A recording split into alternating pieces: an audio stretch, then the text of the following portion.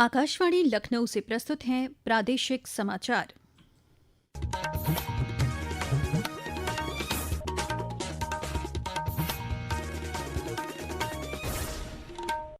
मुख्य समाचार। लोकसभा में लोक परीक्षा अनुचित साधन निवारण संशोधन विधेयक पर हुई चर्चा। केंद्रीय राज्य मंत्री डॉ जितेंद्र सिंह ने कहा, युवा कल्याण की रक्षा के लिए प्रतिबद्ध है सरकार। सर्वोच्च न्यायालय ने 18 वर्ष से कम उम्र और बिना किसी आपराधिक रिकॉर्ड वाले प्रदर्शनकारी विद्यार्थियों को तुरंत रिहा करने का दिया निर्देश। मुख्यमंत्री योगी आदित्यनाथ ने गोरखपुर में बार एसोसिएशन सिविल कोर्ट की नवनिर्वाचित कार्यकारिणी को किया संबोधित। कहा, अधिवक्ताओं के कल्याण के लिए सरकार उठा रही है प्रभावी कदम। और कांवड़ यात्रा को सकुशल संपन्न कराने के लिए विभिन्न जनपदों में तैयारियां तेज। मेरठ में भारी वाहनों के लिए आज मध्य रात्रि से लागू होगा डायवर्जन। नमस्कार, प्रदेश के समाचारों के साथ मैं मोनिका चौहान और अब समाचार विस्तार से। लोकसभा में आज लोक परीक्षा अनुचित साधन निवारण संशोधन विधेयक 2026 पर चर्चा शुरू हो गई। सदन में बिल पर चर्चा के दौरान केंद्रीय राज्य मंत्री डॉ जितेंद्र सिंह ने कहा कि यह नया विधेयक देश के विद्यार्थियों और युवाओं के कल्याण की रक्षा के लिए सरकार की गहरी प्रतिबद्धता की पुष्टि करता है। उन्होंने कहा कि इस विधेयक में 10 वर्ष तक की कैद, 10 करोड़ रुपए तक का जुर्माना और दोषी पाए गए अपराधियों की संपत्ति की जब्ती जैसे कई महत्वपूर्ण प्रावधान शामिल हैं। डॉ सिंह ने कहा कि यह संशोधन विधेयक कानून को और सख्त बनाने और तेजी से न्याय सुनिश्चित करने के लिए लाया जा रहा है, ताकि इन सभी परीक्षाओं की विश्वसनीयता बढ़ सके। स्पेशल फास्ट ट्रैक कोर्ट्स, अब उसमें भी हमने एक समय सीमा तय कर दी है। 2 महीने के भीतर सारी जांच मुकम्मल की जाएगी और उसके बाद जो भी ट्रायल कोर्ट होगा उसमें ये 3 महीने, यानी जिस दिन वारदात रिपोर्ट हुई है उस दिन से लेकर के आखिरी निर्णय आने तक 5 महीने से ज्यादा अवधि काल नहीं रहा है। और सरकार की प्रतिबद्धता का आप इसी बात से अनुमान लगा सकते हैं कि इसी विधेयक के लाने के साथ ही साथ हमारे लॉ मिनिस्टर साहब की ओर से भी एक प्रस्ताव जारी कर दिया गया कि वक्त जाया ना हो तो ये जो स्पेशल फास्ट ट्रैक कोर्ट्स है इनको स्थापित करने का भी क्रम साथ ही साथ प्रारंभ किया जाए। सर्वोच्च न्यायालय ने आज गैर आपराधिक रिकॉर्ड वाले 18 वर्ष से कम आयु के छात्र प्रदर्शनकारियों को रिहा करने का निर्देश दिया है। न्यायालय ने अधिकारियों को नीट परीक्षा पेपर लीक के विरोध में हुए हालिया राष्ट्रव्यापी प्रदर्शनों से संबंधित इलेक्ट्रॉनिक और डिजिटल साक्ष्यों को सुरक्षित रखने का भी निर्देश दिया।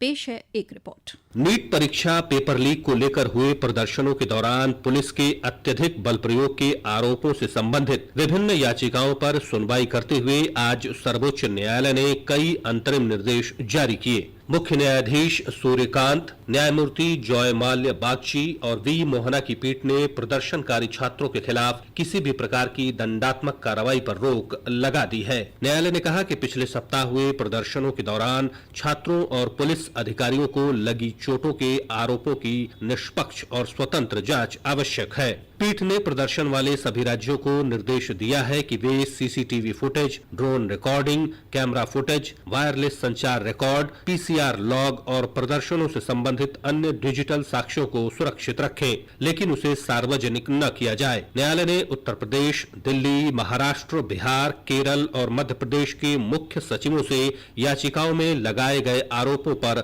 जवाब भी मांगा है। समाचार कक्ष से राघवेंद्र त्रिपाठी। मुख्यमंत्री योगी आदित्यनाथ आज गोरखपुर में बार एसोसिएशन सिविल कोर्ट की नवनिर्वाचित कार्यकारिणी के परिचय समारोह में शामिल हुए। कार्यक्रम को संबोधित करते हुए मुख्यमंत्री ने कहा कि त्वरित और सुगम न्याय के प्रहरी के रूप में अधिवक्ताओं की अहम भूमिका है। उन्होंने कहा कि प्रदेश सरकार ने अधिवक्ताओं के कल्याण के लिए प्रभावी कदम उठाए हैं। श्री योगी ने कहा कि अधिवक्ताओं को बुनियादी सुविधाएं मुहैया कराने के साथ ही 10 जिलों में इंटीग्रेटेड कोर्ट कॉम्प्लेक्स का निर्माण किया जा रहा है। मुख्यमंत्री ने कहा कि सरकार ने अधिवक्ता कल्याण निधि को बढ़ाने के साथ ही 500 करोड़ रुपए के कॉपर्स फंड की व्यवस्था की है। अधिवक्ता कल्याण निधि की स्थापना के कार्य को आगे बढ़ाते हुए पहले किसी विद्वान अधिवक्ता की दिवंगत होने पर मात्र 1.5 लाख मिलते थे। हमने कहा भी 1.5 लाख बहुत कम राशि है, इस राशि को हमने 5 लाख रुपया किया। हम लोगों ने इसके जो कॉर्पस फंड है इसको हमने 500 करोड़ रुपए का ही कॉर्पस फंड आपका बना दिया है। ये राज्य सरकार कोई भी रहे, इसके ब्याज से ही सारा काम चलेगा। अब तक हम 4000 ऐसे अधिवक्ताओं के परिवारजनों को 200 करोड़ रुपए से अधिक की धनराशि उपलब्ध करवा चुके हैं। ये समाचार आप आकाशवाणी लखनऊ से सुन रहे हैं। ताज़ा समाचार जानने के लिए आप हमारी वेबसाइट newsonair.gov.in पर लॉगिन कर सकते हैं। इसके साथ ही आप प्रादेशिक समाचारों का ये बुलेटिन हमारे YouTube channel news on AIR Lucknow पर भी सुन सकते हैं। राज्यपाल आनंदीबेन पटेल की अध्यक्षता में वाराणसी के महात्मा गांधी काशी विद्यापीठ का 48वां दीक्षांत समारोह आज संपन्न हुआ। दीक्षांत समारोह में विश्वविद्यालय और संबद्ध महाविद्यालयों के 63,183 विद्यार्थियों को उपाधियां प्रदान की गईं। विश्वविद्यालय के विभिन्न पाठ्यक्रमों में उत्कृष्ट प्रदर्शन करने वाले विद्यार्थियों को स्वर्ण पदक प्रदान किए गए। अपने संबोधन में राज्यपाल ने विद्यार्थियों से राष्ट्र निर्माण में सक्रिय योगदान देने, नैतिक मूल्यों को जीवन में अपनाने और समाज के प्रति अपने दायित्वों का निर्वहन करने का आह्वान किया। उत्तर प्रदेश शासन ने आज 15 IPS अफसरों का तबादला कर दिया है। तबादला सूची के अनुसार तरुण गाबा को लखनऊ का नया पुलिस कमिश्नर बनाया गया है। अशोक मोथार DG फायर सर्विस बनाए गए हैं। IPS मधुर अशोक जैन को पुलिस महानिदेशक मुख्यालय से पुलिस महानिदेशक अग्निशमन और आपात सेवा बनाया गया है। अमरेंद्र कुमार सेंगर को पुलिस आयुक्त, लखनऊ से पुलिस महानिरीक्षक अभिसूचना मुख्यालय भेजा गया है, जबकि राम कुमार को लखनऊ रेंज से गोरखपुर जोन का अपर पुलिस महानिदेशक बनाया गया है। नवीन अरोरा को तकनीकी सेवाओं से वाराणसी जोन और पीयूष मोडिया को वाराणसी जोन से प्रयागराज पुलिस आयुक्त की जिम्मेदारी दी गई है। प्रदेश के विभिन्न जनपदों में पवित्र सावन माह के दौरान होने वाली कांवड़ यात्रा को सुरक्षित और शांतिपूर्वक ढंग से संपन्न कराने के लिए व्यापक इंतजाम किए जा रहे हैं। वाराणसी में बाबा विश्वनाथ के जलाभिषेक के लिए आने वाली महिला कांवड़ियों की सुरक्षा और सुविधा को प्राथमिकता देते हुए वाराणसी नगर निगम महिला श्रद्धालुओं के लिए अलग आवास, शौचालय और फीडिंग रूम की व्यवस्था करेगा। अमरोहा में कांवड़ यात्रा को सकुशल संपन्न कराने के लिए हाईवे पर 30 जुलाई से 28 अगस्त तक वाहनों की गति सीमित कर दी जाएगी। यात्रा के दौरान कांवड़ियों के लिए हाईवे की एक साइड आरक्षित रहेगी। हापुड़ में भी कांवड़ यात्रा को लेकर 30 जुलाई से कांवड़ मार्गों पर रूट डायवर्जन लागू कर दिया जाएगा। मेरठ में कांवड़ यात्रा के मद्देनजर भारी वाहनों के लिए यातायात परिवर्तन आज मध्य रात्रि से लागू होगा। अपर पुलिस महानिदेशक मेरठ जोन भानु भास्कर ने बताया कि हल्के और मध्यम श्रेणी के वाहनों के लिए मार्ग परिवर्तन 4 अगस्त की मध्य रात्रि से लागू होगा और 12 अगस्त तक प्रभावी रहेगा। मेरठ के जिलाधिकारी डॉ VK सिंह ने बताया कि सभी संबंधित विभाग आपसी समन्वय से कांवड़ यात्रा की तैयारियां पूरी कर रहे हैं। मेरठ के लगभग 222 किलोमीटर से अधिक कांवड़ मार्ग हैं, जिसमें कि 8 प्रमुख मार्ग हैं और सभी मार्गों का वरिष्ठ अधिकारियों के द्वारा निरीक्षण कर लिया गया है। नगर निगम के द्वारा भी बिजली के खंभों का इंसुलेशन का काम किया जाता है। ये सारे काम प्रगति पे हैं। इसके अलावा कांवड़ पटरी मार्ग जो राइट से अलावा अपर गंगा कैनाल बोलते हैं, उनकी भी मेजर रिपेयरिंग हो चुकी है। जिला पंचायत के माध्यम से हम लोग पूरे मार्ग में पथ प्रकाश की व्यवस्था अच्छे से हो, पिछले विगत वर्ष में यदि कोई कमी रह गई उसको भी ठीक दुरुस्त कराते हुए वो व्यवस्था हम लोग करा रहे हैं। उत्तर प्रदेश राज्य ग्रामीण आजीविका मिशन द्वारा हर घर तिरंगा अभियान के अंतर्गत प्रदेश के सभी जनपदों को कुल 2 करोड़ तिरंगे तैयार करने का लक्ष्य निर्धारित किया गया है। इस महाअभियान में मिशन से जुड़े 50,000 से अधिक स्वयं सहायता समूहों की महिलाएं तिरंगों का निर्माण करेंगी। इससे ग्रामीण महिलाओं को अतिरिक्त आजीविका और आय का अवसर प्राप्त होगा।